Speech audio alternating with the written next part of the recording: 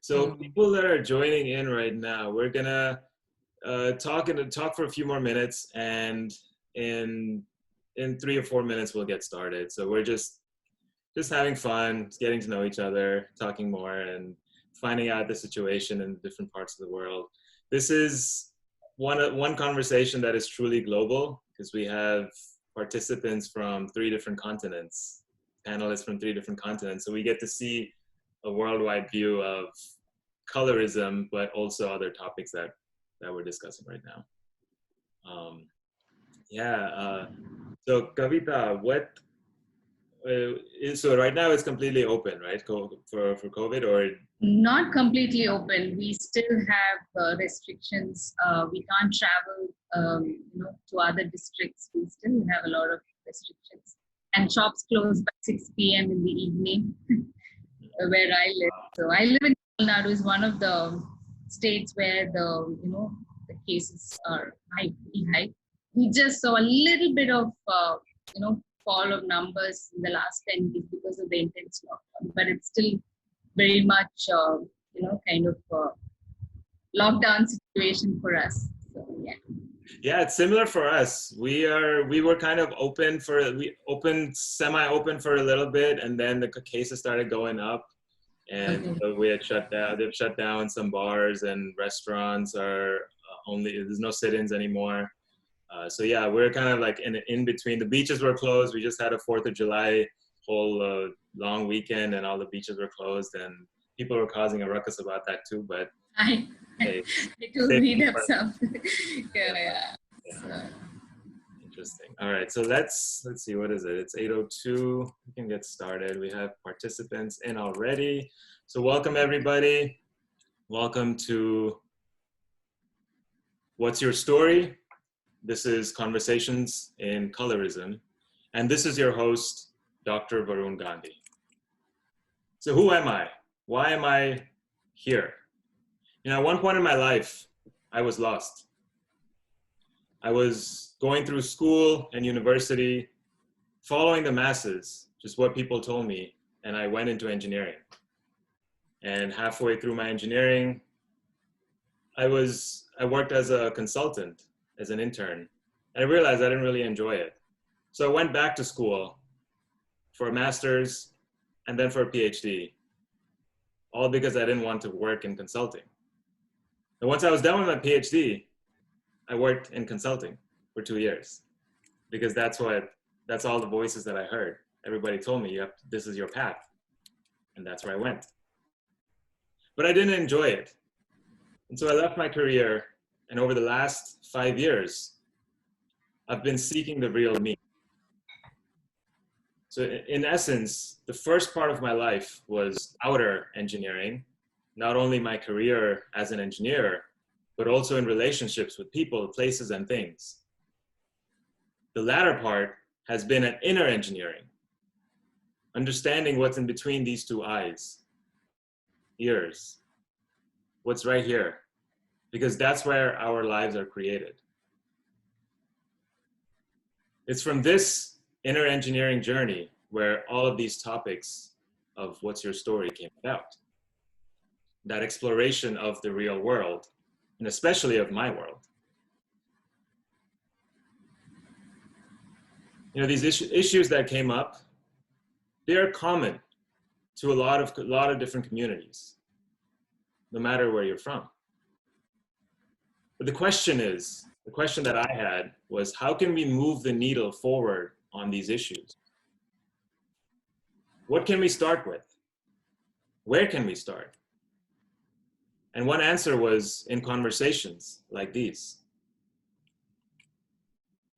By talking about it, by learning about it, by reaching out to people who don't look like you and me, and having these uncomfortable conversations. These are issues that affect our lives because they affect our behaviors and our decisions. You see, when an external issue, a problem that was created, affects my behaviors, my decisions, and causes me to hate myself, we're not free.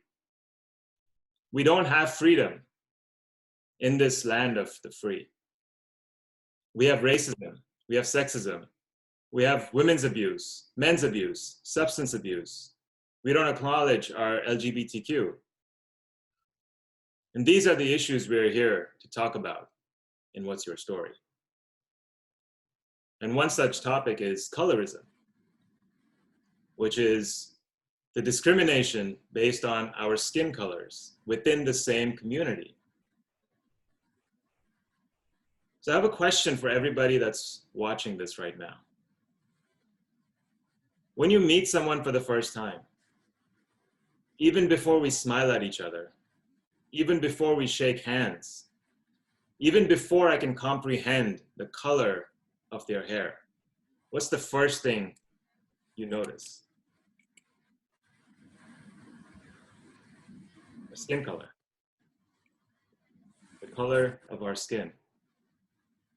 And based on this assessment, we behave a certain way, unconsciously. We see a white man and we are comfortable. We see a black man and we tend to protect ourselves. We see an Indian auntie, we hold our girlfriend's hand and we run away and hide. So when we're young, we're told, don't be outside in the sun too long. The media photoshops dark-skinned celebrities to have a lighter skin. Why? Because in the 1940s, a team of psychologists ran an experiment using light and dark dolls.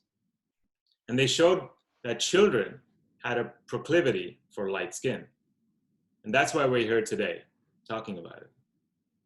In the first half of 1900, there was a brown paper bag test where you couldn't get into a club, church, frat, or sororities if you were darker than the paper bag. And that's why we're here today. During slavery, in order to create a hierarchy, slave owners discriminated based on color. Lighter slaves were given less strenuous work. And this created middlemen who now control the darker slaves. And that's why we're here today. In 1712, Willie Lynch gave a speech on the banks of the River James in Virginia. He was a British slave owner in the West Indies, and he was invited to teach his methods of enslavement to other slave owners. It's kind of like a slave owners convention. And one of the methods he talked about was to turn color and shade against each other. And that's why we have infighting within many of our communities with color. This is a universal issue. Every culture, be it China, Japan, South Korea, India, Pakistan, Bangladesh, all over Africa, all over South America, they have some sort of colorism. We are far away from uniting within our own people, our own blood. And we need to unite, because that's when we can have a voice and create change on a global level. That's why we are here today. So before I introduce our panelists, I really want to quickly thank all of the collaborators. So I want to thank the Joy of Sharing Foundation. I want to thank Daya Houston, Sahas for Cause, Indo-American Cultural Foundation, New Jersey, Sahara Cares, Gopio, New Jersey, India Health Camp of New Jersey, India Association of Greater Charleston, Gujarati Society of Southern California, South Asian Today, and the Dark is Beautiful campaign. And also I'd like to thank the many, many, many supporters who have shared our posts all over Facebook and Instagram. Thank you from the bottom of my heart for making this happen. So my role for today is that of a host and a facilitator. So before we go to our panelists, a few quick announcements. Just want to let everyone know that this is a safe space, a no judgment zone. So please share your experiences, ask your questions without any reservations. Feel free to ask questions at any time. Whenever you think about it, type it in the chat right down below, and we will bring it up during the session. If you'd like to, you can also keep your questions anonymous, right?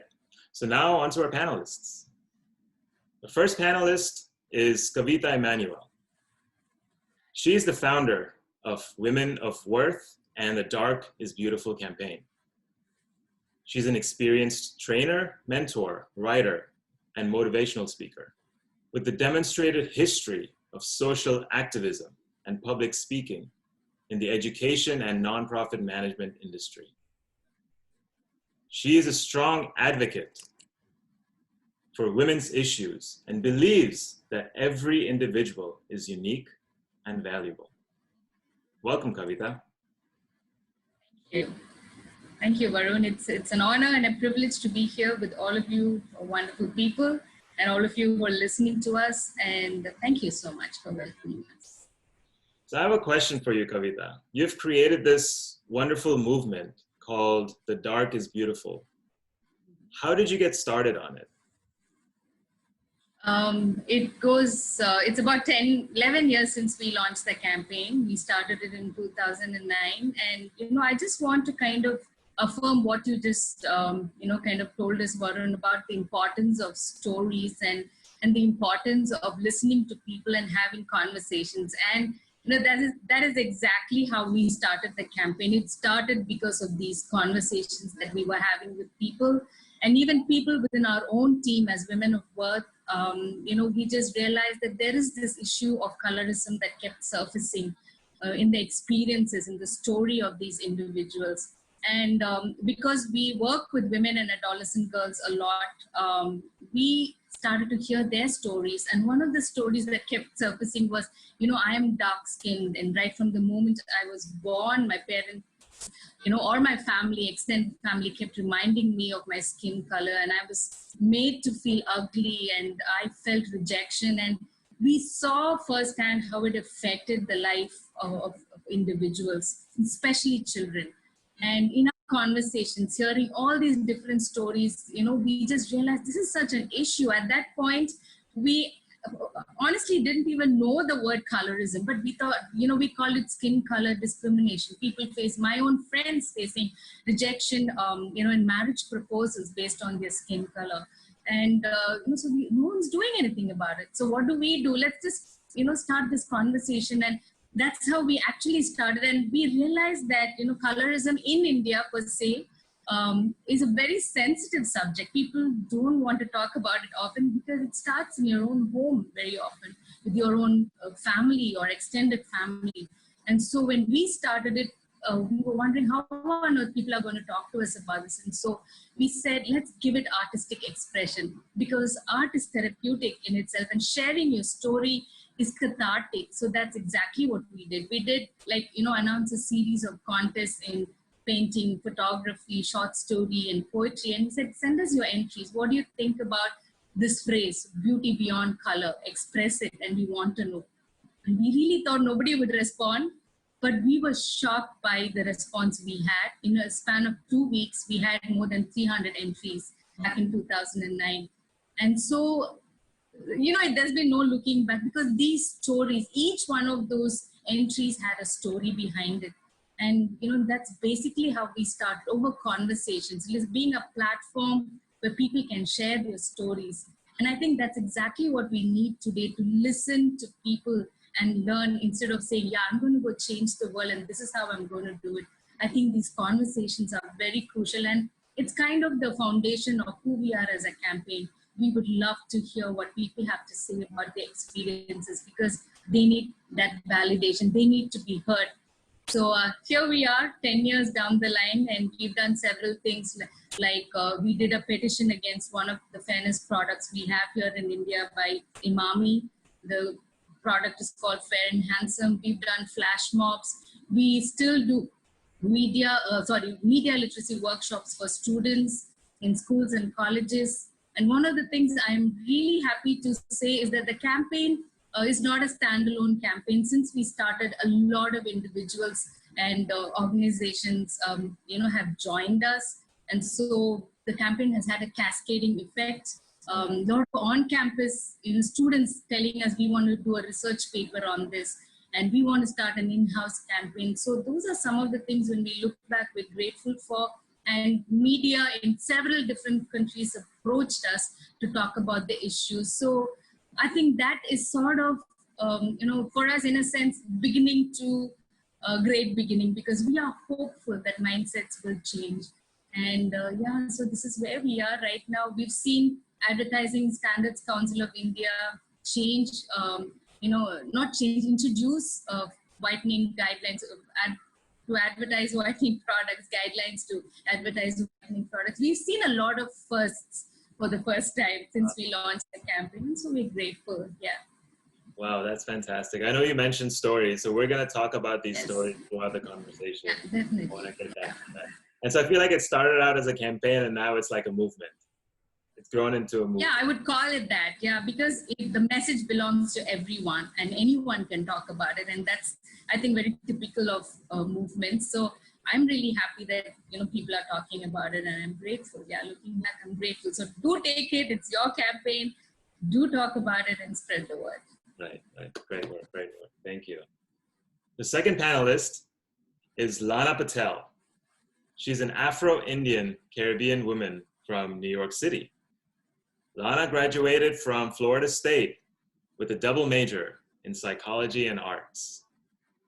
Lana currently lives in Southern California and works in healthcare full-time while advocating for the lives of those who are disenfranchised and marginalized communities. Welcome, Lana. How are you doing? I'm good. How are you? Thank you so much for having me on this platform, and definitely an honor to be amongst my co-panelists as well. Definitely great. Glad you're here. Great to have you. And how did you get into advocating for the lives of marginalized communities? What's your story behind that? Yeah, so I feel like I've always kind of fit within the margins myself, like being biracial, being the child of immigrants, just like being a different person in general. I've always felt really compelled for fighting for the underdog, so to say, but I think I've just always felt really compelled. But when I moved to California, it was just like this kismet feeling of needing to get back out into the communities and helping. And so I started getting involved with the Mundir near my house. I started getting involved with the local LGBTQ center, and just really pushing for inclusion and equitable work for all folks, not just people that look like myself or that have identities like myself, but for everyone. Mm. And I like to think of myself as a pretty progressive feminist. And so within my feminism, I definitely want to do work that's very intentional and inclusive for all folks. I guess just kind of answer it in a roundabout way, but that's kind of how I got started. Fantastic. So you have kind of first-hand experience working in the Indian community and with your community service. I think that'll bring a great perspective to this conversation, talking to people and understanding their perspective. So thank you, Lana. Welcome to What's Your Story? And our last panelist is Dilpreet Kaur. She's an independent journalist and founder of multimedia platform South Asian Today, exclusively for and by South Asian women and non-binary folks. She's a huge advocate of awareness against colorism and dismantling patriarchal norms. Born and brought up in different parts of India, she's currently based in Melbourne, Australia. Welcome, Dilpreet. How are you doing?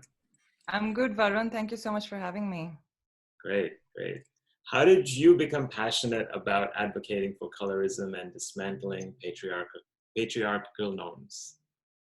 Well, I think when you are the second daughter in a Punjabi family and you grow up listening to how much of a tragedy that is, you only have two options. Either you accept it or you start talking against it. And I just did the latter.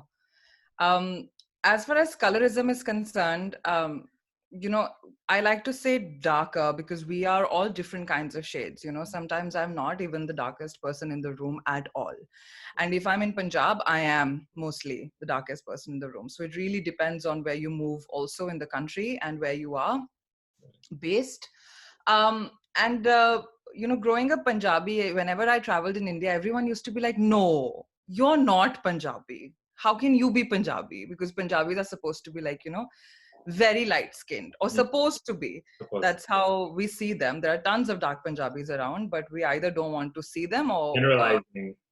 they are not visible because, you know, even like the film industry will not ever show you a dark Punjabi. Mm. So I just grew up feeling like, am I betraying my community somehow? Like, what are these, you know, bizarre comments? Or they would definitely say like, oh, you're definitely South Indian or you're definitely Bengali. And the South Indian bit is interesting because there's a huge divide between North India and South India, and the perception that North Indians have towards South Indians, colorism is a very, very big part. Right. It's not just that the culture is different, or it's not just that, you know, we have language barriers and stuff like that, which we do, but colorism, according to me at least, is one of the major concerns, or, you know, this dislike towards the South Indian community from the North Indian communities is definitely a skin color bias. Right. So whenever someone used to say to me that you look like a South Indian, it was never a comment, it was an insult. So that is where, you know, I started to realize you don't learn everything. You just realize, you listen to comments, you listen to conversations, you're confused. And then I remember when I was 13, I decided that I will never, ever buy a skin whitening product ever again. You know, this like, no, enough. And I kid you not, Varun, I could not find a single face wash which didn't have the word brightening, didn't have the word whitening. It was impossible to find products like that. And I'm talking at least, you know, 20, 13 years ago. I'm 25 now. Sorry, 15, 20 years ago. And it was just a big marketing gimmick. And it was impossible to find a face wash or a cream that didn't have these words. These ads were on TV, these massive billboards. I mean, you must have seen Fair and Lovely ads where this dark girl is just always sad and just doesn't have anything to do in life. Her father hates her. She's a background dancer, and suddenly she applies Fair and Lovely, and ta-da-da, she's like Life the most magical all of a sudden. yeah. And you know, imagine how like little girls who were not light felt while watching these ads. So colorism is sort of is a kind of topic where no one has to sit you down and give you books or give you literature to read for you to understand. Right. Growing up in India, especially, it's just so rampant and so blunt and so in your face. People will insult you and mock you without giving a damn about your feelings, you know. Right. Which so it's a more hurtful sort of a journey, because no one will mince their words before they tell you to, oh God, you know, that is just a terrible thing for you to happen. And it also I want to say engages into different aspects of your life. For example, people used to tell me, Dilpreet, at least don't gain weight, you know, that's the least you can do, because you're not light. And then on top of that, if you're fat also, then that's like a social suicide. You can't do that. Or when I got specs, people were like, you know, so your skin color is not just your skin color. It sort of, you know, brings on in all these different aspects of your appearances as well. So it becomes this whole tree of confusion and, you know, what's even wrong with, you know, being not light. Right. But yeah, it's a very big conversation. A lot of people, we like to tie it with white supremacy, which I completely agree with, but that's not all. I think our caste system, our class system, our anti-blackness, you know, it's kind of crazy how anti-black Indians can be and are. Right. So all those things we need to talk about. You know, we need to have a conversation within our community before just putting it on the Western world or the white world. Of course, we were colonized and we are facing the after effects of that. No one is denying that. But, you know, but that's not the standalone argument. And let's not say that we are victims. We are not. We are very big perpetrators as well. Yeah, I feel like it started way before. Before colonialism came into India. Colorism was already part of our psyche And I think colonialism maybe exacerbated it and made it, widespread, but it was already within us to hate 100%. race and color. Yeah. Mm-hmm. Mm-hmm. So, with that, let's go to our first question. We already kind of started talking about it, but kind of want to bring this up that I mentioned it earlier that all of us on this call, we're from different parts of the world. We have Dilpreet from Australia, Kavita ji from Tamil Nadu, South India, and Lana from LA. I'm from LA as well. So I want to bring up this question, and we'll start out close to home with Lana, and then we'll move international. Is how does colorism show up in our community? If there's stories that you have seen or some sort of like statements that are being made, or I kind of want to get an idea across the board of is it similar in different parts of the world? Or is it different? So Lana? Yeah, it's similar for sure. Like growing up, there was Fair and Lovely, but also on the Caribbean side, there's a plethora of different, I can't even think of like the main bleaching agents or products, but it's pushed heavy in the Caribbean. My mom is Jamaican and Punjabi, and then my dad is Trinidadian and Gujarati, and so it's big like in Trinidad and Jamaica, but I feel like Jamaica is like the hub outside of like Africa and India, like for bleaching. And women will cover themselves, even everyone actually, it's not even a woman issue. They'll cover themselves up in saran wrap, they'll wear umbrellas, they will just like bake in bleaching cream until their skin is literally white. And the music, the pop culture, they speak of browning, which is like a light-skinned person, and that's what's desirable.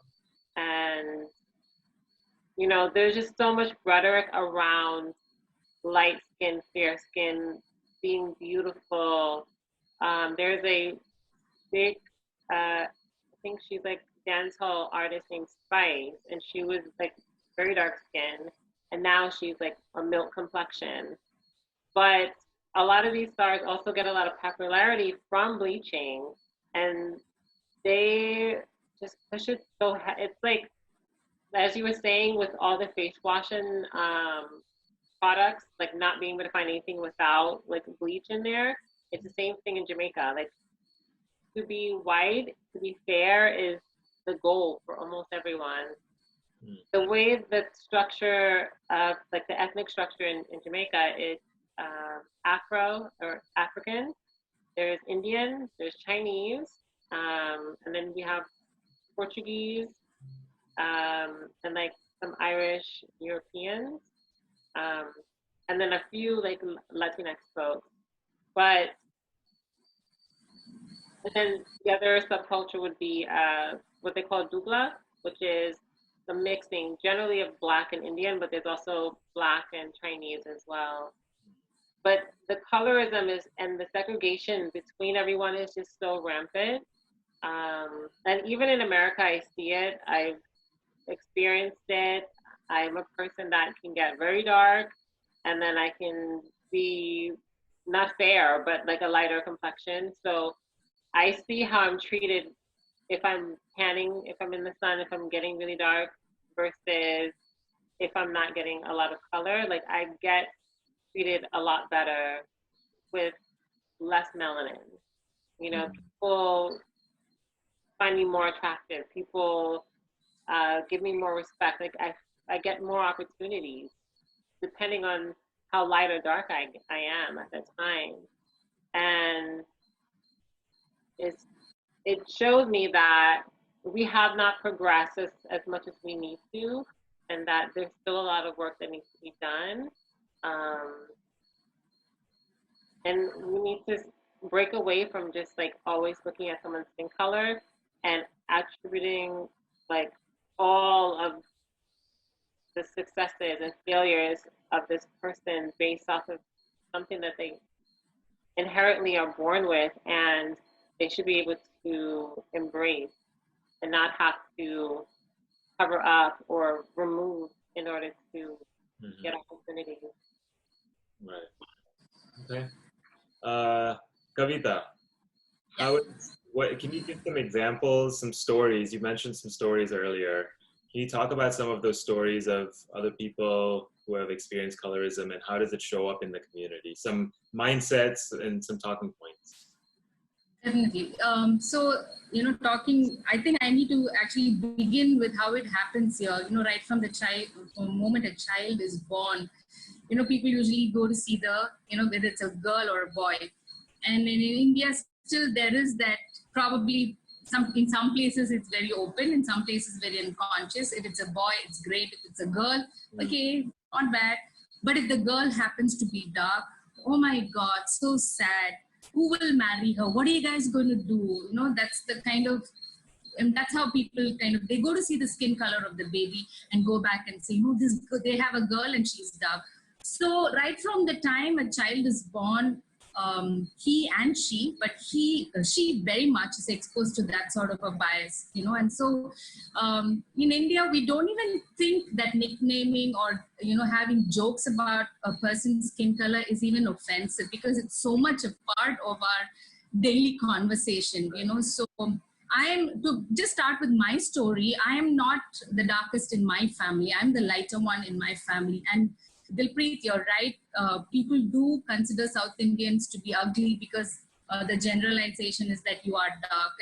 And so in Tamil Nadu, I'm definitely not one of the dark-skinned people. There are people who are way more darker than I am. And I'm sometimes not even considered as dark. People have even asked me, you're not dark, why are you doing this campaign? But it depends on your context, right? And I don't have to literally be a survivor of this discrimination to kind of support it, to do the campaign, because we have to do what is right and just.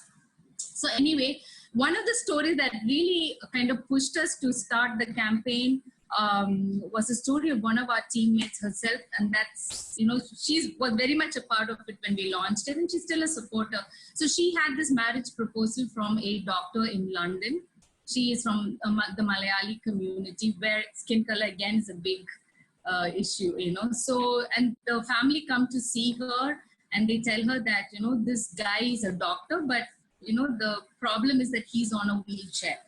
So would you be willing to consider this proposal? And my friend said, no, I'm willing to kind of, overlook that. I want to see him for who he is as a person, not, the fact that he has a physical challenge. And so she met the family and they go back and she never hears from them. And then she finds out from another extended, relative that they rejected my friend because she was too dark for their son. Again, I was like, what? So why aren't we talking about this? And so that really, in fact, that's one of the stories that really impacted me personally. And I thought it's time we spoke about it. It's time we just called this issue out. And that's one of the stories. I've had parents from schools come and tell me, there's this one particular twins, these two girls, one of them was slightly lighter than the other. And it was in my daughter's school, actually. And she said, with tears in her eyes, my child comes and tells me one day, that, Mama, why am I not chosen for the school cover picture, that promotes the school? Why am I not in the center stage? I am also talented like my sister. But you go into a shop, people pinch the cheek of the one that's light and say, how cute, and hands her a candy, whereas the one that's darker is ignored. And you can kind of imagine how it affects a person, the child at that age. And so she said, this is what happens. And another story, of when we were doing a workshop, there was this really pretty, thing that's sitting in the thing. She was in tears when I was just talking about the campaign. And she came up to us after that and said, I'm so depressed because just this morning, my brother said, I'm ugly because I'm so dark. But, to kind of finish the story with a positive story, at another instance, when we were doing a workshop, there was this girl who said, I want to say something at the end of the workshop. And she goes up in front of the class and she says, I just want to apologize to the girls in my class who are darker than I am, and I've nicknamed them, I bullied them for their skin color. And she said, I just want to apologize to you guys. So, these are stories, and they, kind of make me want to keep doing this campaign. So I have several more, maybe I'll add on while we move on. But yeah, these are a few of the stories that we have come across. Wow. Wow. Thank you for sharing that. Thank you for sharing that. And yeah, let's go to Australia. Dilpreet, what are some stories, something that you've experienced or heard about that you face in Australia? From Australia, definitely. Like, I think my childhood was in Himachal, and then my high school was in Punjab, and then I came here. So I've been surrounded by people who tend to be much lighter than I am at a given point of time. But I do have a story, not from Australia, actually, from when I was very young, maybe like 8 years old. And I was in Himachal. So Himachal, for context, is the mountain parts of India. So like really up north. So the kids around me were, quite light. Like if you didn't know that they were Indians, you can mistake them for being white. Wow. For context, that's how, lighter they were on the spectrum. So I had a sports teacher, and I was friends with this girl who was very light, like even lighter than the people around her. And true story, he used to actually punish her for hanging out with me.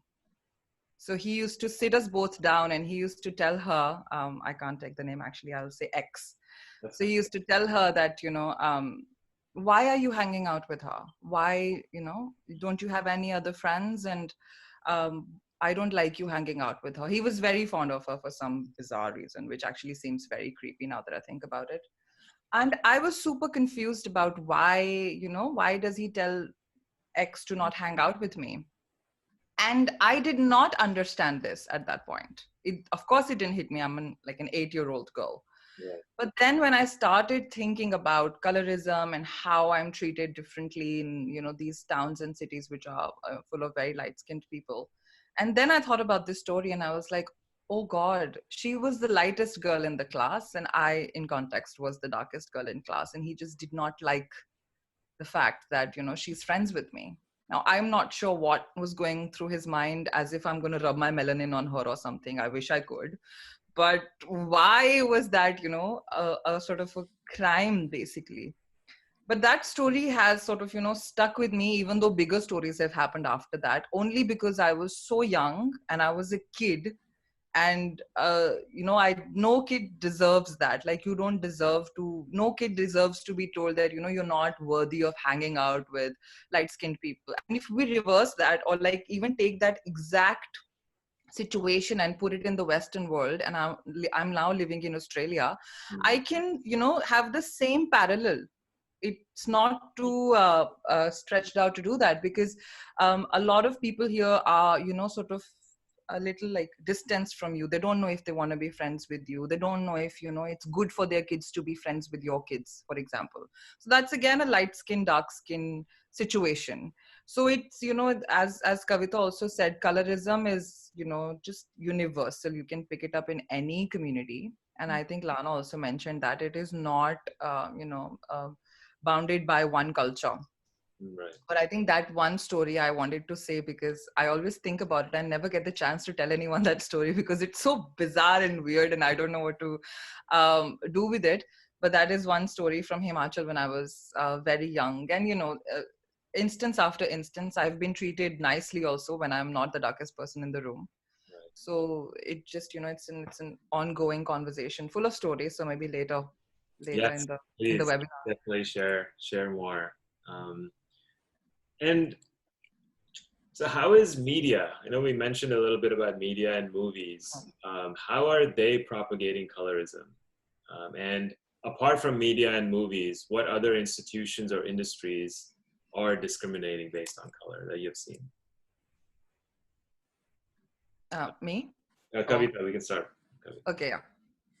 Okay, so definitely, you're right. Representation matters, and that's one way we can kind of bring change. But we don't have that today, right? We've been reinforcing the bias through the movie industry. But yes, in India, of course, when it comes to marriage, it surfaces for sure. In every Indian household. So for me, it's more than the industry.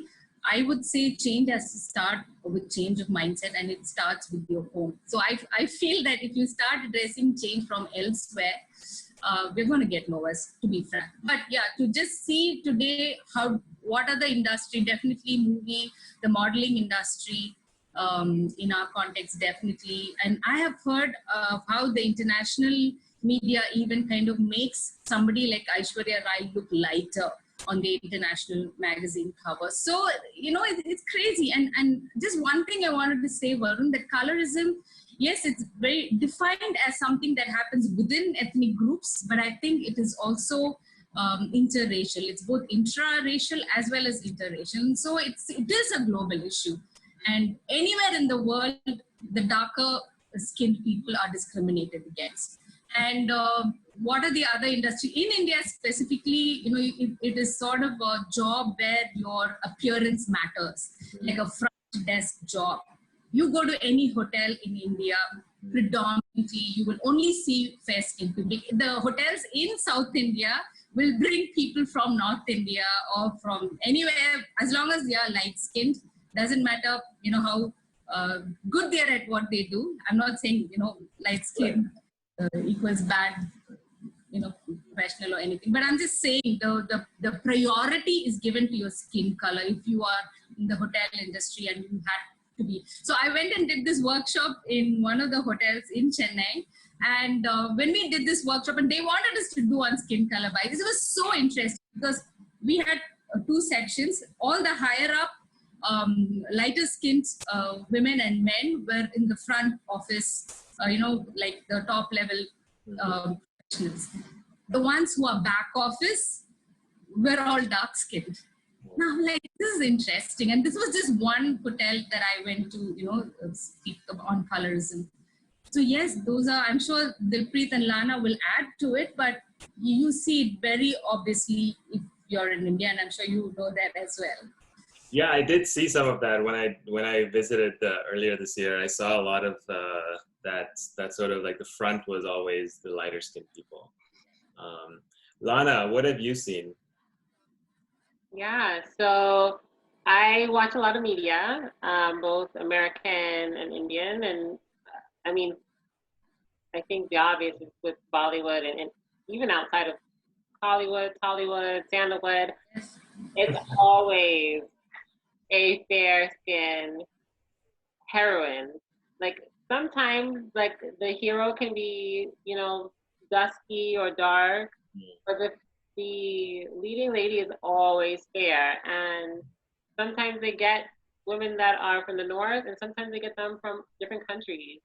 And it's so frustrating to see this because I'm like, oh my gosh, I'm watching a Tamil movie or, a Malayalam movie, and I'm like, why? Like, why?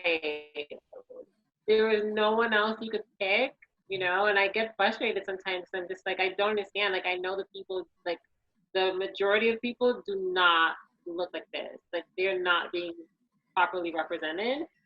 And, seeing the different ad campaigns and things that are coming out, it's always fair and lovely or someone that's fair skin or someone that's light. And I recently found out about Masaba Gupta, and I was like, oh my gosh, she's like my twin, like here is this Afro-Indo-Caribbean woman whose mother is Meera Gupta, her father is Viv Richard, Afro-Jamaican,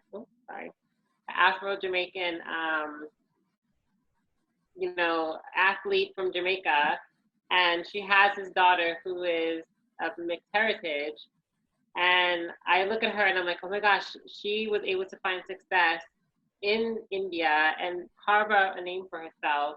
But there was an interview that really didn't sit that well with me, but I remember it because Masaba speaks on how she wanted to break into the industry. She wanted to act, she wanted to model and really hone her skills as an actress and get into Bollywood. And her mom told her, what roles are you going to play? Like, what are you going to do? Like, who was going to hire you to do what?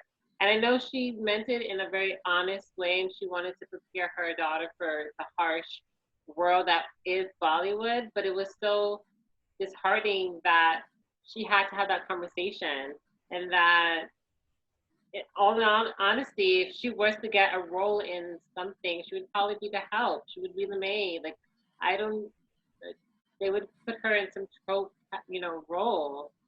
And so that's what I've seen from Indian cinema. And on the West, in Black media, it's always a very fair Black woman or a fair-skinned Afro person. It's someone with more European features. There is this picture of like all of these successful male like hip hop artists, rappers, and all their girlfriends and wives are all like lighter skinned women or like mixed, or like they were not Black or they were fair skinned. And that's just always being pushed. Like, to be successful, to be a successful man, you need to have a fair skinned woman. To be found, like to be attractive as a woman, even in the Black African culture, you need to have lighter skin. And there are Black artists who blatantly put in their music that they only want fair-skinned women or women with good hair, which means you can have coily hair or curly hair or coarse hair. You need to have more like looser, silky hair texture. There's just so much of a double standard where men can be as dark as they can be, and women always have to be fair because that is what is beautiful. And so many women like push and strive to be able to fit that trope. And if you are dark skinned, then they put you into the angry, if you're assertive, you're, certain abuse words, and they think of you in such a negative way. You can't be powerful and dark. You can't be smart and dark. Like, you just have to kind of fade out into the background. And I think that's so problematic. And, I think a lot of that does stem from colonialization and from white supremacy, but it's ideals that we've kind of continued from slavery and, from when we all were divided. And we still continue to have that paper bag test amongst others. Right. Yeah, it's actually really unfortunate because it's unconscious now at this point, right? I mean, we talk about it, and it's so we just say it out of as if like just comes out of our mouth without even thinking about it. Like, oh, why did I just say that? A lot of us are just programmed that way, and I feel like media, movies, all of these are enforcing that programming everywhere we go. And that's kind of what I want to do. Can I just add something to this? Where else do we find it in India? Definitely, one of the things I forgot to mention is in the beauty parlors. Okay, the grooming parlors. You walk in, the first thing they will tell you is, do you need a whitening facial? Even to me, in the sense, like, I'm not, like I said, I'm one of the lighter ones in my environment, but they would still say, you look tan. You need a whitening. That is one thing. And the other thing I wanted to add also in terms of how we are portrayed in the media as Indians in the international, scenario. They predominantly see Indians like, people with women with fair skin, straight hair, slim, and so that is one of the things you should meet up with Sharon Muthu, who is in Hollywood, and she was often told that she doesn't look Indian enough because she was dark skinned. So that is, another addition to the conversation we're having. So how are we perceived internationally as Indians? We are not uniform. We are like 1.3 billion shades of skin. Dilpreet, how does it show up in Australia? I'm yet to find a dark-skinned person on TV, to be honest. Really? Yeah. Australia is particularly wide. I see a lot of black and brown representation. An example, the UK, States, or Canada, there's much more. But in Australia, specifically the Indian community is so new that they're yet to penetrate through anything in the media industry, for example. So when I am a journalist and my line of profession is particularly white, I think we are actually right now having the conversation and people are calling out these TV news channels where if you look at their leadership board, there is no person of color at all. So this is a very thick community to penetrate through with melanin, because I don't see any actors or any TV news presenters. Newsrooms are very, very white. There may be a couple of comedians, and they have to make jokes on their skin color to get a show in the first place. They're not just comedians who happen to be black or brown. They're comedians who will make black and brown jokes and get a spot at the Melbourne International Comedy Festival, and then their career will shoot through. And, I'm not blaming anyone. We all have to somehow do this identity game in this bizarre, world where identity is also capitalist at the same time. It's a very heavy conversation. But coming back to Australia, it's and adding to what Kavita said about India, it's especially the beauty parlors. The Didi will be like, oh my god, Didi, Dilpreet, no, we have to do something, and they will never have the makeup of my shade. I actually want to give a shout out to Rihanna for Fenty, because my whole life I did not get the right foundation shade, and it had to be a black woman who did it. So we all owe a lot to her, especially dark skinned girls in India owe a lot to black women and their entrepreneurs and their startups for especially in the beauty industry, because no one really thinks about dark-skinned women and their skin tones in India, especially in the beauty industry, and and then essentially the media industry. About the media point, I wanted to add, whenever I was watching a film, like at least now, maybe it might be a little bit better, but a few years ago, the roles of like maids or servants, and I want to be clear that in the Indian context, we have a lot of class systems. So I mean it in that aspect. I don't mean it that, being a servant is anyway a lower job or anything. But to make the point clearer, in Indian context, yes, it is. It's a very, we live in a very elite sort of society where people, if someone is your servant, they are below you. Right. And they're treated as such. So when you watch a film, the role of the servant or the driver or the gardener is always played by a darker skinned person. So the caste and the class system really plays into media as well. And that is something that goes beyond gender, because class and caste is, beyond gender. I 100% agree that colorism hurts women more, but when it comes to caste and class, gender is, sometimes out of the window, because your maid is a woman and she'll be darker skinned because she's your maid. So she's below you, right? She's serving you. So how can she be lighter than you?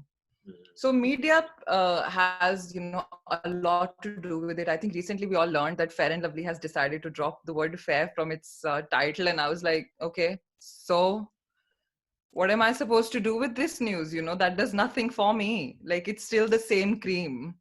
We really need to ban these products. I don't care what they call themselves. And everyone was like, hurrah, they are not Fair and Lovely anymore. And I was like, I don't care.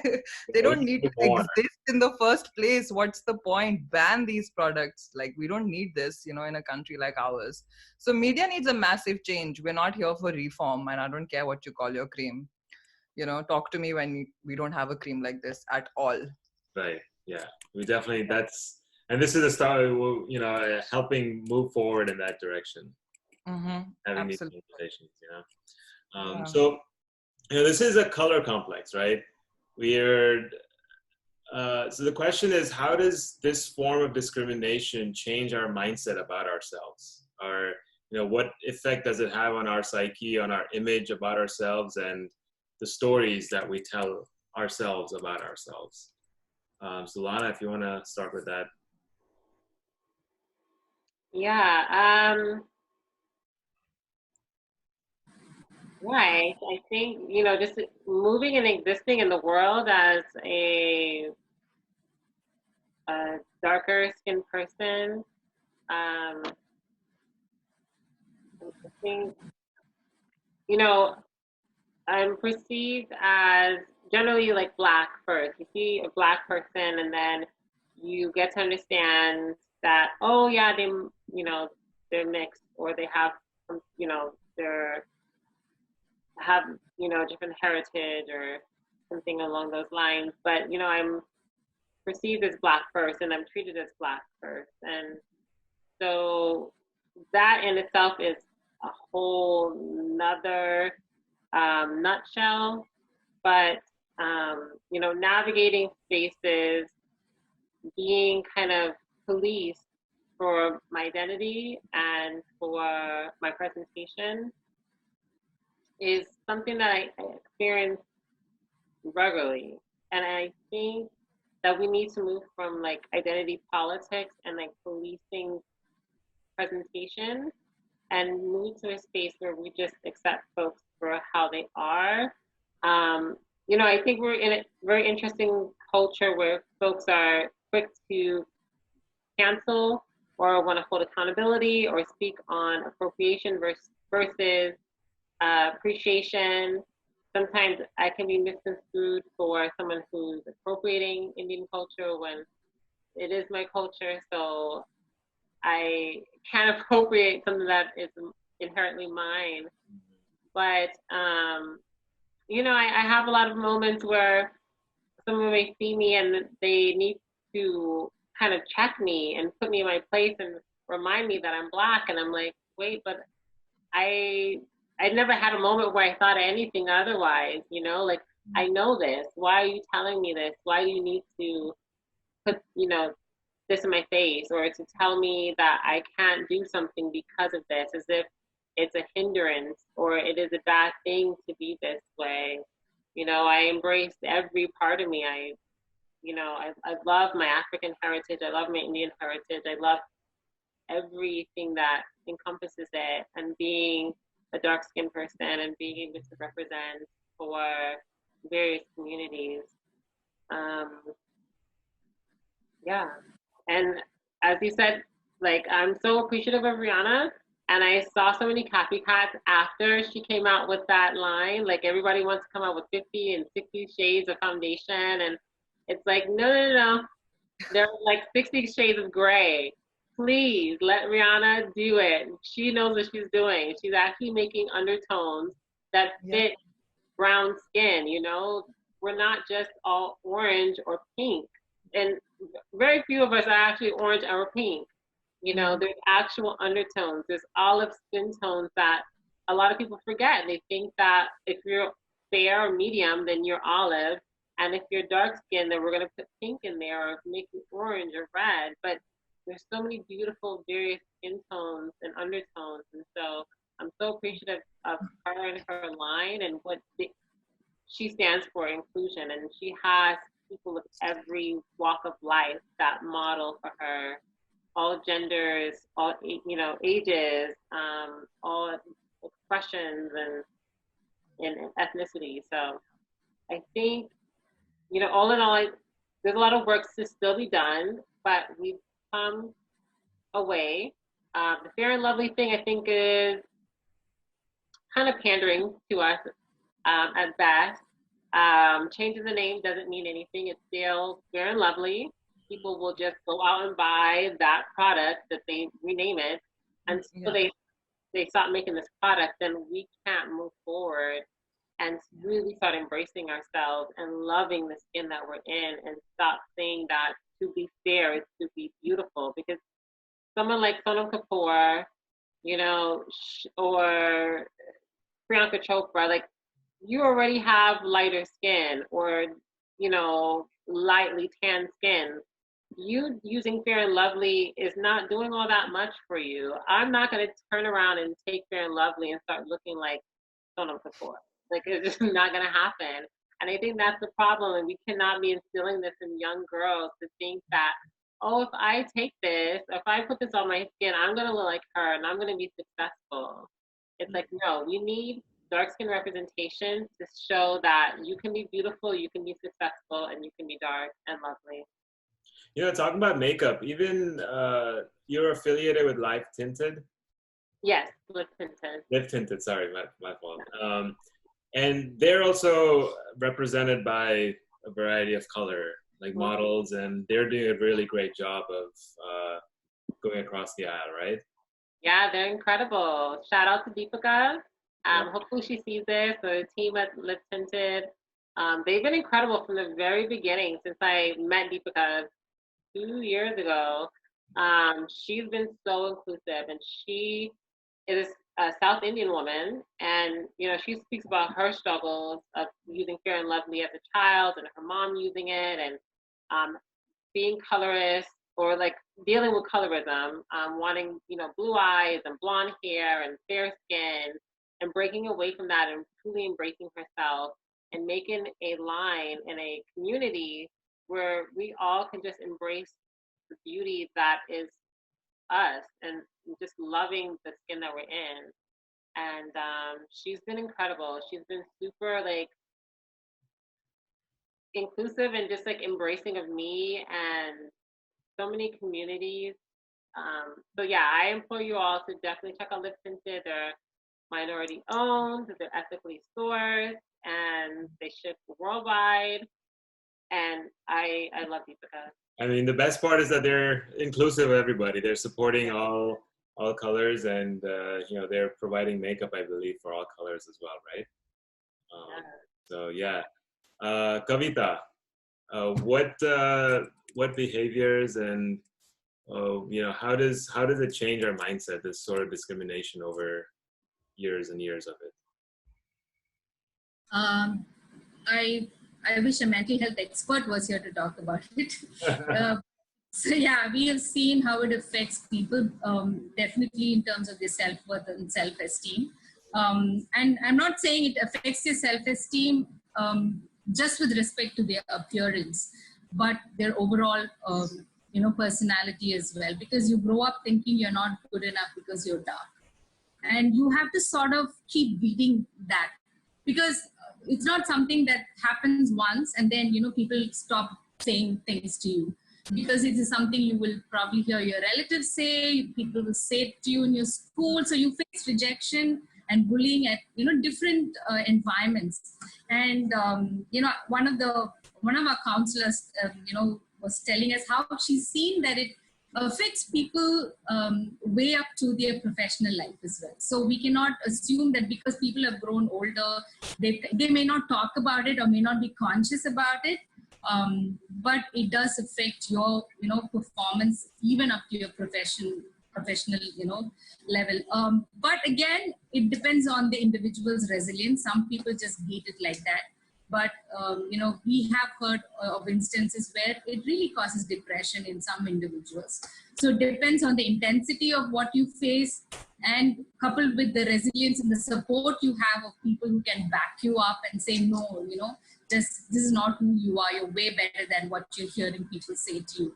So I think it has a lot of factors in there. And so definitely it affects the way your identity, the way you look at yourself. And you are conscious. Like for me, I can definitely talk about as a woman, I've experienced sexism in many different ways. I can tell you how it feels to walk into a room full of men, how you are the only person across the table who's a woman, and how that makes you feel. Though you know who you are, it kind of plays on your mind. What are they thinking about me? Do they take everything that I say as seriously as they would take each other?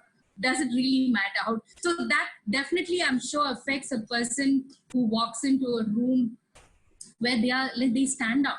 How do they feel about who they are? And I think there has to be that constant reminding to people who faced it in very severe ways, that they don't have to listen to these comments or these attitudes that is around. And so when I talk about colorism with people who are facing it, I say it's not going to disappear overnight, right? It's going to be there for some time. We're going to keep talking about it, but you got to keep facing it. So I would say rise up above it, and we're not going to sit and all the time cry, oh my God, I've been discriminated because. So I tell them, celebrate who you are, so that will kind of help you kind of look at it differently. You are who you are, and you're beautiful just the way you are, so definitely it affects and plays with your mental health and your identity.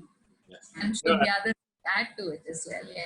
Yeah. The way I look at it is if the body is the vehicle for the soul, then we're not accepting our own body, we're not accepting our own vehicle. So how are we going to be comfortable no matter where we go, no matter what situation we put ourselves in? How are we going to be comfortable in that situation when we're not comfortable with this vehicle that we're in?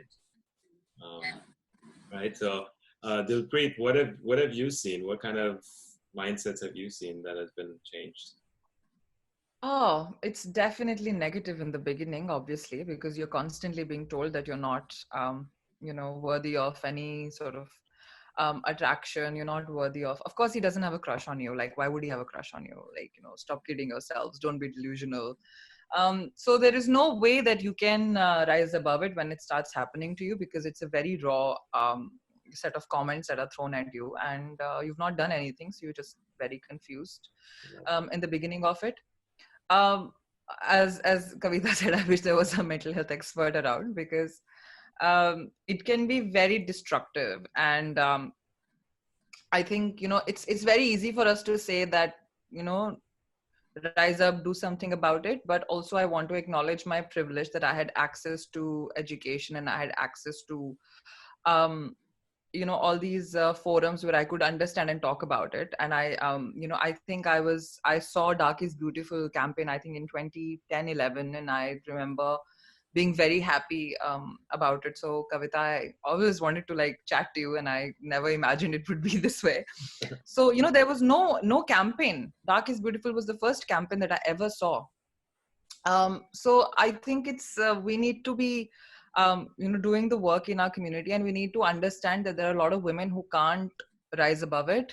And it's very important for campaigns like Dark is Beautiful to do the work for them.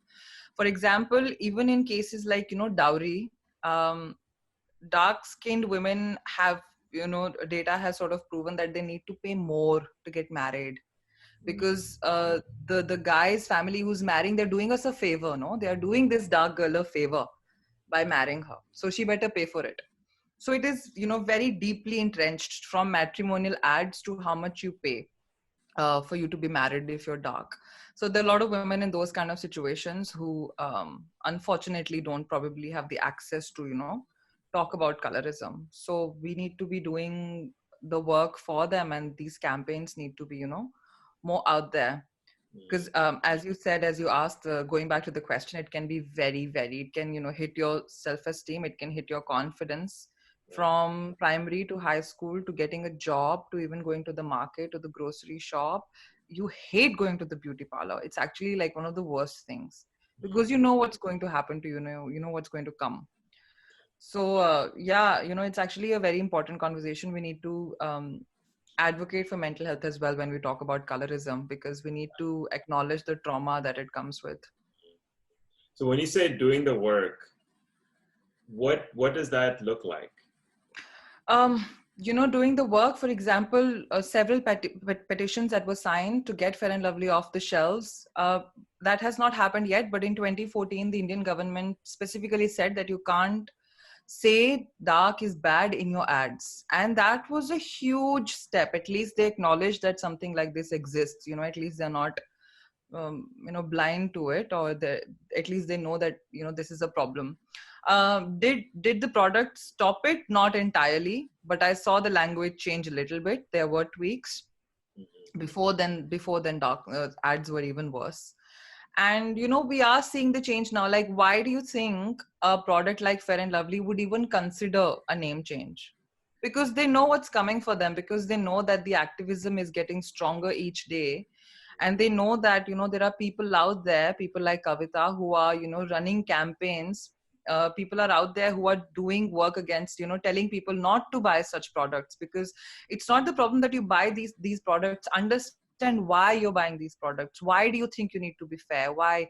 So there are people out there, and Fair and Lovely obviously is a tiny bit scared, which entertains me very much. I'm very happy about that, because it's time for them to understand and get a little scared, because activists are coming for them. And I don't think the day is very far when we will be able to get these products off the shelves, and that is in itself doing a huge amount of work. Wow. Yeah, it's a $50 billion industry in India right now, and that'd be a huge 83. 83 billion? Wow. Yeah, I think in 2017 it was 83. Not sure after that, but and I'm not sure if that's India or the world, but India would be like 80% of the Right. For sure. share anyway. Yeah. Varun, I just wanted to say when we did this petition a few years back against Imami's Fair and Handsome, I went to meet the MD of this company, and so we had got about 30,000 signatures, I think. And so I said, we went and presented it in Mumbai at their office and to the advertisers as well as Mr. Shah Rukh Khan. I keep saying our campaign is not a hate campaign. Our campaign is challenging us to think, because in a sense, we all reinforce it as well, such a mindset. So, that was the spirit in which we went. And so this MD, at first they were very threatened. In fact, we were a bunch of women from Chennai who went to submit these, and they were like, what is in this box? We kind of huge, kind of a box which resembled the Fair and Handsome box, but we had a dark-skinned person on it, and we called it Dark and Confident. And so they were like, oh my gosh. And so we had riot police around us for this peaceful campaign. Anyway, we went and we delivered it, and the MD called me for a meeting, and we were sitting across the table, and he said, all we're asking you is to take the ad down, we were at that point only asking for the ad down. We were not even saying stop the product. We thought we need to go in stages. So we said, take the, ad down. He said, the whole world is after whitening. Why should I take it down? Then he said, we won't stop the ad. And so I looked at him and he said, I'm sorry, we won't stop the campaign. We'll keep talking about it. And, one day the change will happen. And so we have hope. And wanted to say, Dilpreet, that we are a very small organization. And I think it takes more than just one campaign to change this mindset. So we need a collective voice all over the world talking about it and standing up to this issue.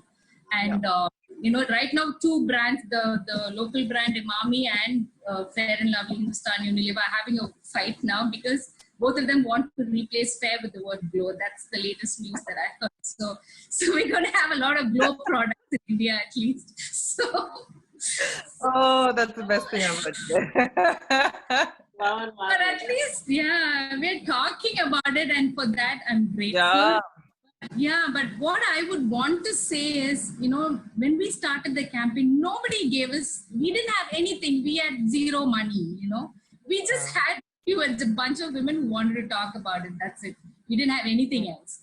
But the thing is, campaigns such as this, and I'm sure there are other individuals, and I just want to say, support such campaigns, not just in terms of your voice, but even with resources, because we really struggle to move forward sometimes because we are fighting a giant that is $1 billion industry, So I would say, apart from speaking up, also provide these voices and these several campaigns with resources, back it up, because it's very hard. So till date, I have not had a single person write me a check for the Dark is Beautiful campaign, But that has not stopped us from being the voice. We will continue to do that. But I'm just bringing this up because people don't usually support it with resources. And that is a huge need. If you want to build capacity into this sort of, voice and campaigns such as this, my request to the public would be, speak up, but also back up with resources.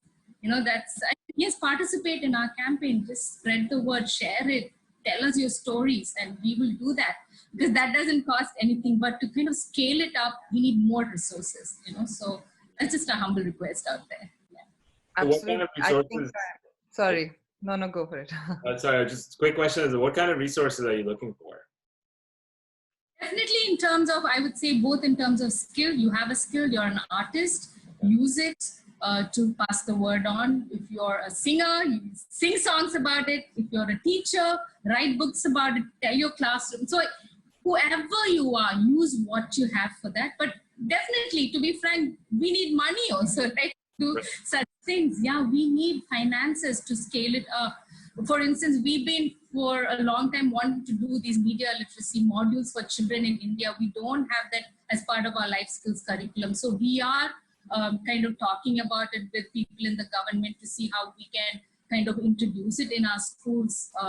But we need resources for that. We need research has to go into it.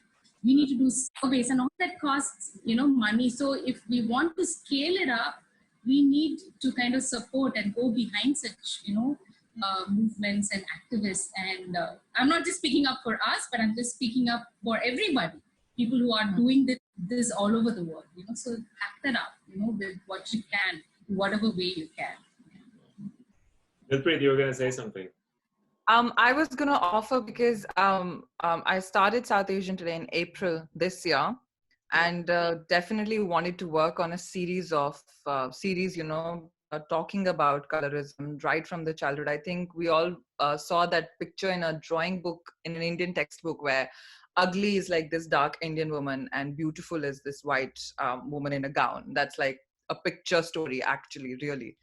So I just wanted to say that I'm more than I would be like so keen to do a series with you and definitely raise funds for your campaign from South Asian Today, because this is something that I've talked about my whole life, and if I started a platform of my own now, then it's definitely my chance to actually skillfully give back as well. Yeah. Fantastic. Hey, I'm glad you guys connected. Thank you so much. Yeah, it's interesting. Awesome. Yeah. So Lana, what, in your view, what can we do to move the needle further? Like we said, it's not going to resolve itself overnight. This is constant work that has to go in every day, day in, day out. So what do you feel like we could do over here to, like, what's that work look like for you? Yeah, so, you all hit on some really good points. A lot of it starts in the home. Like, we have to dismantle a lot of this colorism ourselves. Like, yes, the media, of course, we have to go after them as well, but a lot of what is happening is internal. And so we're growing up, mother, father, they're making these colorist remarks. They're kind of putting things in our head from an early age that we need to be this way, that we should stay out of the sun, that we have to perform these certain acts in order to be desirable, to be successful. And so we need to have conversations on anti-Blackness and colorism within the home first. Next, we need to address the community and society. And I think a lot of that does come from the media. The ads that we're seeing, the movies that we're watching, the people that we deem as beautiful, put on magazine covers, put in the movies, the artists, like, all of that is stemming in this anti-Blackness and colorism. And getting involved, signing petitions, campaigning, donating, and just not sitting back and complaining about the situation, actually doing the work to move the needle, to actually get involved, to be an activist. And not everyone is cut out to be an activist. Not everyone's cut out to be an advocate. Not everyone has, the gusto to go out and, shake things up and to put themselves in the situation to come face to face with police or, with people who are going to oppose them. But we all have social media. We all can do our part. It takes less than a minute to sign a petition, to share with your friends, to share with your family, to share it in a WhatsApp group. WhatsApp is like chain mail these days. It just goes by really quick. Everyone can send off a message. But we have to really start with these conversations and really just allow ourselves to be uncomfortable, because we have to move past that. And I think that's the issue for a lot of people. They're just so complacent and they're so stuck in just wanting to post by and not wanting to shake things up. But we're never going to make change by sitting comfortable. Change never came without some type of discomfort, some type of riot. We need to really push back at the oppressive mentality that been forced on us for so long. So someone who's on the fence of like being comfortable and uncomfortable and not wanting to have these conversations, what can we tell them right now to push them in the direction of, you know, being uncomfortable and having these conversations? What kind of advice can we give them to do it? I mean, I've been in situations where I didn't want to do something that made me uncomfortable. You know, at some point doing something like this would have made me really uncomfortable. I'd be really like sweating all over the place, and you know, but I got comfortable doing it. So what kind of advice would Lana? We can start off with you. What kind of advice would you want to give to someone who's kind of on the fence? Yeah, I'm the queen of like sharing. I find everything on social media and I send these through WhatsApp, through Instagram DMs, through text, and I share everything. But there's like a wealth of information on so many accounts, and especially now with the Black Lives Matter movement, I think now than ever, there's so much information on how to be an ally, anti-Blackness, colorism in the communities, and how we can dismantle that. And so I kind of start from there because it's digestible information. Because Right. people have short attention spans. They don't want to sit down and watch an hour video and really do the work. A lot of people just want to kind of see something really quick and then get it. Paper Samosa had these really cute anti-Blackness, like little, almost like comic graphics with the Auntie G, and it was really like cute but also informative in a way that folks can take it in. You can swipe through within like, you know, a couple minutes and you kind of understand the plight and why people are fighting. But I really implore people because, you know, I take it back to the 1960s when they signed, you know, civil rights within 1964, and we allowed, or the American government moved immigration laws to allow folks into this country. How we've been able to have this model minority kind of mentality in America, but also a lot of the work that was done on the backs of a lot of African folks and African Americans. You know, we speak on the civil rights movement, we speak on the loving, the ability to have interracial marriage in this country.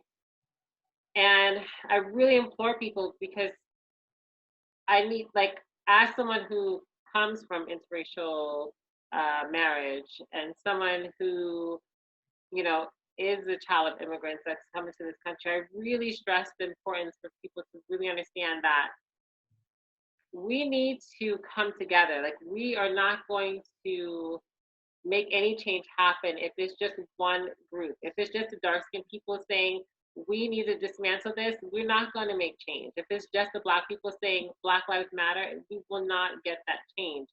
We need everyone, and everyone needs to have a sense of compassion. We need to really understand that we're not going to have liberation if just one person is screaming for liberation while everyone else who is not oppressed or who is not marginalized gets to live comfortably. And so we need folks who are not just a part of the Dark and Beautiful, you know, campaign, or just a dark-skinned people, to understand that we can't truly love ourselves and make the changes that we want to see in the world by just having a small group of people. Like, we all need to be in this fight together. And I think that is kind of my driving force when I have these conversations with folks. And just kind of rattle their cage a little bit, because I've had a lot of people that push back and they're like, no, I'm not posting a black square. No, they can go riot and burn things down. And, you know, I'm not about, and it's just like, wait, you know, how are you my friend, you know? But this conversation as well, it's like, if you turn your back or you turn the other cheek to the Black Lives Matter movement, then you will more than likely be turning your back or turning the other cheek to this movement as well, because dark skin matters in every country, but especially in a country like India, when we have 34 billion people, and a lot of them have skin colors around my shade, if not darker. And so we can't act like this doesn't exist. Like everyone looks like, Priyanka Chopra and Deepika Padukone and, Sonam Kapoor. It's like, no, we have to really tackle this issue and stop pretending it doesn't exist and really come together. Yeah, I agree. Thank you. Great answer. Dilpreet, do you have any advice for someone who's on the fence? I do have advice for people who are lighter skinned, to be very frank. Because I've seen a lot of lighter skinned people gaslight darker skinned people when they talk about colorism and not take them seriously and be like, please, yeah, skin color doesn't matter. You can't just say anything to be a victim. Right. Like, look at me. I don't care if you are darker, your skill matters, your education matters and all that, hashtag all lives matter sort of bullshit.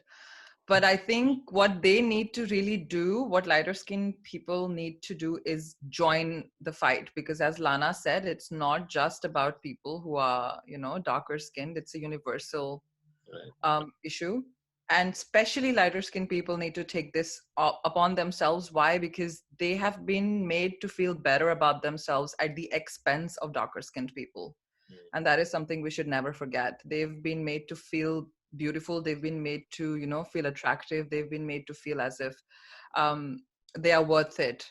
But that's all happened at the expense and at the cost of darker skinned people. So it's definitely time for them to be an ally and join the campaign. And, definitely if you it's not just the campaign for you or not just the fight for you only because you're dark, especially if you're light. I think especially you should join the fight because a lot of darker skinned people have suffered for you to feel like you're good enough. So it's time for you to get back and sign petitions, read more, learn more, call. Like if someone makes a dark skin joke, call it out. Don't let them make a joke and laugh at it. Little things. It's never about just like a big blockbuster move. It's a lifestyle change. It's a mindset change. And that's what I think, coming back to your question earlier, is like, how can we do the work? We can do so much work, we don't even know that yet.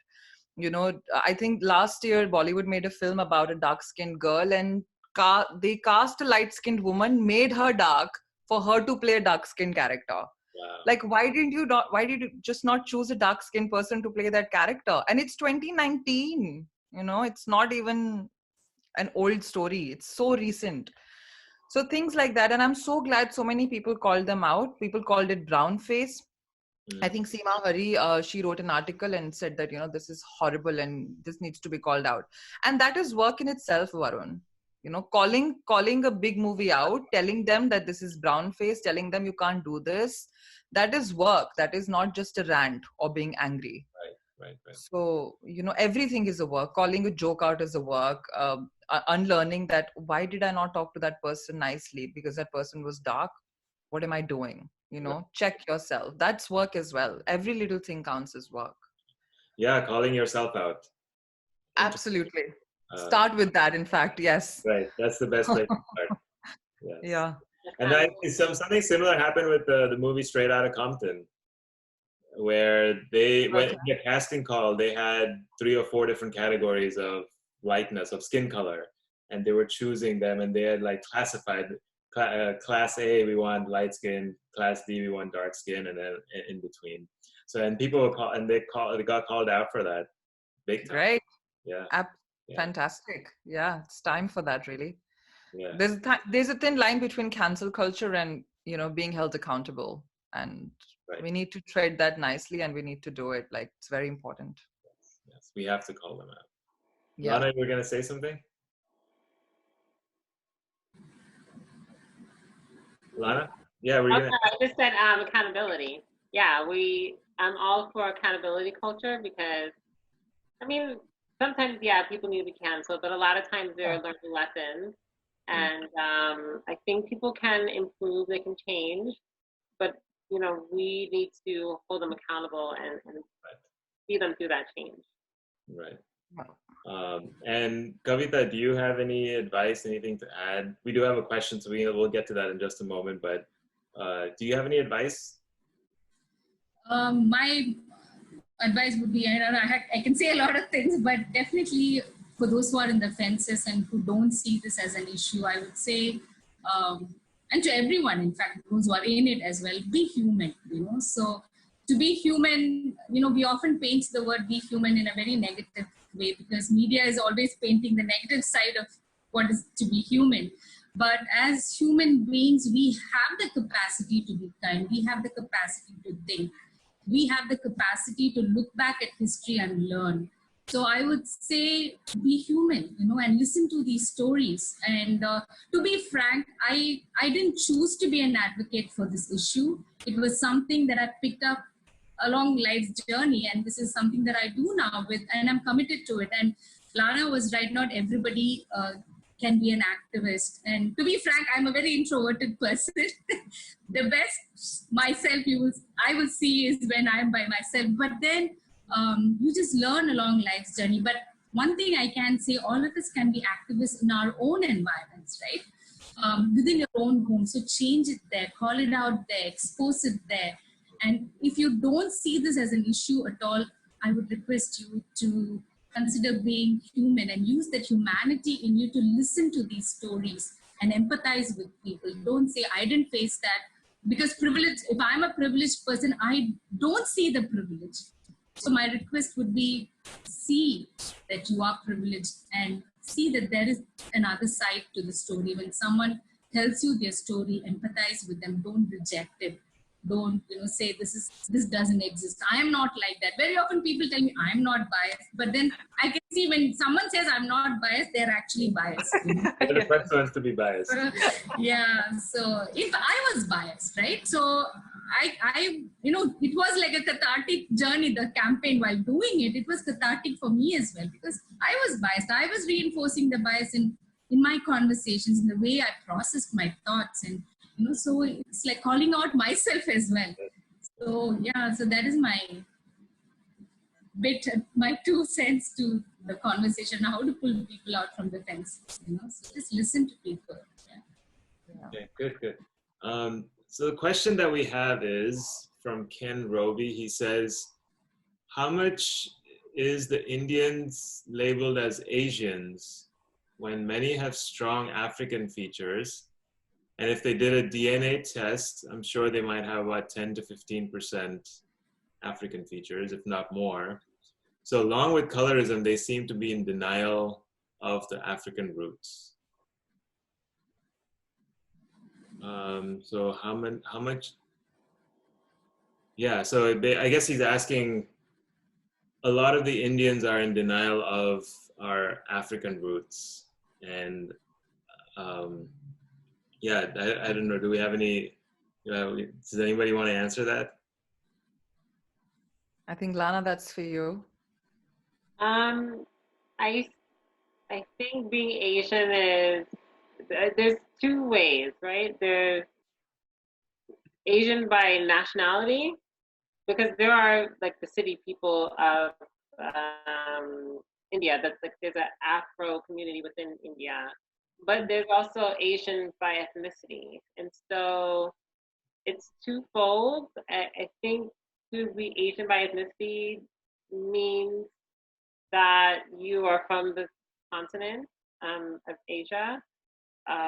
You're from the subcontinent of India, but it doesn't negate certain features. I mean, I'm sure like if there was a 23andMe, there would be something that came up, that there is some type of, phenotype from somewhere in Africa. For myself, I normally say Afro-Indo-Caribbean. I think that's the easiest way for myself to identify, because I have features from both, but I'm viewed as Black first. I think I'm Black passing or Black, or red as Black. Yeah. And then I saw there was another follow-up question saying that race is not the same as nationality. And yes, I totally agree. yeah, so when people see me, they see Black, and then they figure out the nationality. But I think, there are people in India, or there are Indians or Asians that have Afro features, and they're still, I don't know, they're Indian. Like there's, I think, an overarching, I guess, phenotype or like feature that is universal with most Asians or most Indians, and so they identify as Indian, or they see themselves as Indian. Yeah, that's an interesting question. Yeah. I mean, I'm not Black and I don't want to take anyone's space here, but I do think it might have also a lot to do with, our internalized anti-Blackness, that we don't want to acknowledge African ancestry. I agree with Dilpreet. We don't want to kind of acknowledge that, and that's one reason we, the way we treat when we're not sensitive to people from African ethnicity, so because we are so deeply embedded, in this belief, toxic belief that what is better, fair is better, and so we do not kind of think about that, which is that's why I said we need to look back at history and learn from it and accept it and be proud of it, no matter who we are. It's our given identity, and we should own it and we should be proud of it. And that's one reason why I mentioned Varun in the international platform. The way an Indian looks is very, it's very stereotypical, right? There's people like Sharon who were told you don't look Indian enough, and what sort of a statement is that? You don't look Indian enough. You don't know India enough. The world doesn't know India enough, and I think we Indians also don't know India enough. That is something we need to learn. Yeah, to look into. Yeah, I think there's a lot with that stereotype that we need to unpack. And even I agree with the anti. I mean, we're not friendly with our black self. I mean, I think we are. We have that part of us. We originated long time ago. I think that's where it started, civilization, and then they transported themselves to different parts of the world, and that's how we came to India. I think that's where that question was coming from. So yeah, I agree. It's that's one of the things that we need to get better at as a community, and I think that's another conversation that I do want to have. I do want to bring it up at a future point on this topic. So I'm gonna plan for that. I think it's a really great topic to have. So any other words of advice, anything else that we want to add to this conversation that we missed out on during this talk? Do we have anything else? Dilpreet, do you want to add something? No, not add anything. Just, just basic points. Be kind to one another. Listen to your dark-skinned friends when they tell you about colorism. Do not gaslight them. Check your privilege. Read, learn. If you do have the energy to campaign against skin lightening products, that's a big fight to win, and not the only fight to win, but a big one. Yeah, definitely learn about colorism. And if you're on the fence, don't be. You don't have to be there. You need to learn, because it does exist. Real. It's not just a made-up story. It's very real. Yeah. Kavita, any other last parting words? I would really like to challenge cosmetic brands that are promoting this attitude that you can change one word, but I would say let that whatever you're trying to change, let it be authentic. And it may hurt you in terms of you might lose out on your profits, but that's the right thing to do. In fact, the whole world will appreciate you if you do make that authentic move. Don't just do token change. And it's high time the parent brand Unilever and other brands to, you've been reinforcing a bias that is so toxic, and it's high time. It's 2020. It's high time you change the narrative and change it in the real sense of the term. And I would say your CSR initiative, because of all the damage you've caused all these years, your corporate social responsibility is to invest some of that into spreading the right message, right? So go about. And for instance, Fair and Lovely has a foundation under the name, under the same name, and they're saying we do women's empowerment. So I want to say, can you change that? If you really want to change everything about what you represent, and it's high time, So you can't be saying we empower women at the same time be reinforcing a beauty stereotype. So and it's possible. As I said, be human. We can all change, and I have hope that we can change. Yeah, I do have hopes too, and I think we're all moving in that direction, and it's gonna happen. It's gonna happen. Lana, any parting words? Yeah, just kind of piggybacking off of everything that was said, but continue educating yourselves. Continue figuring out ways that you can be an ally, you can be an accomplice, that you can continue to educate yourself and educate others on this topic, and dismantling anti-Blackness, getting to a place where we can have equality and also equity. And I'm just very appreciative to be on this panel with you all, and the work that I've been able to do within the last 3 years, and starting to enter South Asian spaces, because prior to these past 3 years, I have been kind of looked at as an outcast. Most folks don't really consider me part of this community, so I definitely appreciate the inclusion and being able to have a seat at the table. And I think more conversations like this need to continue, and I definitely hope to see more, inclusivity and diversity on these panels as well. All right. Thank you.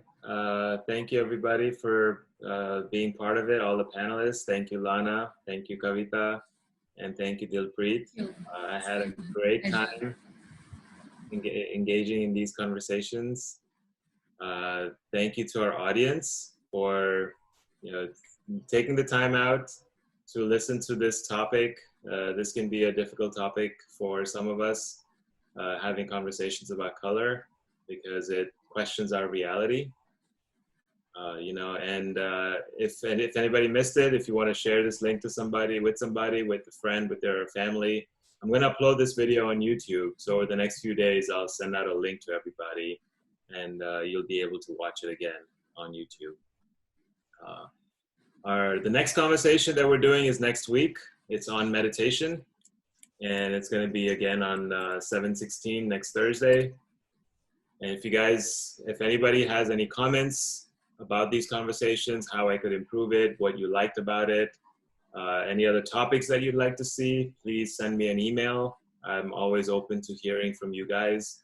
I'd love to know, love to get some feedback from you guys. So thank you, everybody. Everybody that showed up, everybody that was here. I enjoyed it so much. Thank you so much, Varun. Thank you, Varun, who made it happen. Thank you so much. Thank you, Lana. Yes, thanks, Kavita. Thanks, Lana. It's such a pleasure to be here. Absolute pleasure. Yes. Thank you, Varun. Thank you. Thank you.